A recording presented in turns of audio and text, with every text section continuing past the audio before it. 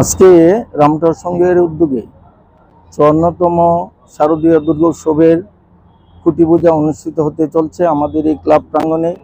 আমাদের আজকে এই ক্লাবে আমাদের সম্মানিত এই ক্লাবের সকল অভিভাবকবৃন্দ এবং এলাকার বিধায়ক সহ ক্লাবের সমস্ত সদস্যদের উপস্থিতির মধ্য দিয়ে আজকে এই শারদীয়ার উপলক্ষে খুঁটি পূজা হচ্ছে।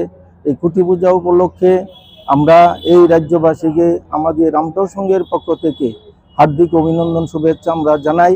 আসন্ন শারদীয় দুর্গোৎসব যেন সকলের আনন্দমুখর হয় এবং আমরা মায়ের চরণে প্রার্থনা রাখি। আমরা চাই আমাদের এই শারদীয় দুর্গোৎসবের সামনে রেখে বিভিন্ন কর্মসূচি বিভিন্নভাবে আমরা এই ক্লাবে পরিচালিত করে থাকি। বিগত দিনেও আমাদের এই ক্লাবে খুঁটি পূজা হয়েছে এবং তৎসঙ্গে বিভিন্ন অনুষ্ঠান হয়েছে, আপনারা সকলেই জানেন।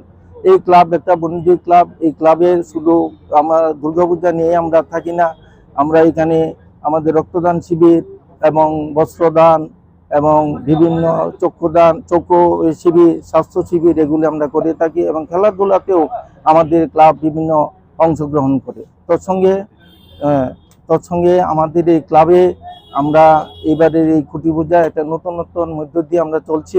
এবারে আমাদের ক্লাবের পুজোর থিম হচ্ছে দুবাইয়ের সিটি, যেটা ত্রিপুরা রাজ্যের এবং বহিরাজ্যের মানুষকে আকর্ষিত করবে, এটা আমরা দৃঢ় বিশ্বাস রাখি। আর আমাদের এই মূর্তি এবার তৈরি করবেন নবদ্বীপের রঘুপাল দাস মহোদয়। উনি চিন্ময়ী মাকে আর মৃন্ময়ী মাকে চিন্ময়ী রূপে রূপ দিবেন এবং অন্যান্য লাইটিংও থাকবে আমাদের এই মণ্ডপ সজ্জায় কলকাতার। তৎসঙ্গে আপনাদের সকলের উপস্থিতিতে আমাদের পুজো প্রাঙ্গণ আনন্দ মুখরিত হয়ে উঠুক এই প্রার্থনা রেখেই আজকে দুইটার কথা এখানে আমরা বলা যেতে। বিশেষ আকর্ষণ আমাদের দুবাই সিটি হবে মণ্ডপে, এবারের থিম লাইটিং থাকবে। কলকাতার লাইটিং এর মাধ্যমে দুবাই সিটিকে উদ্ভাসিত করা হবে আলোকের মাধ্যমে। আমাদের বাজেট 30 থেকে 35 লাখ টাকা।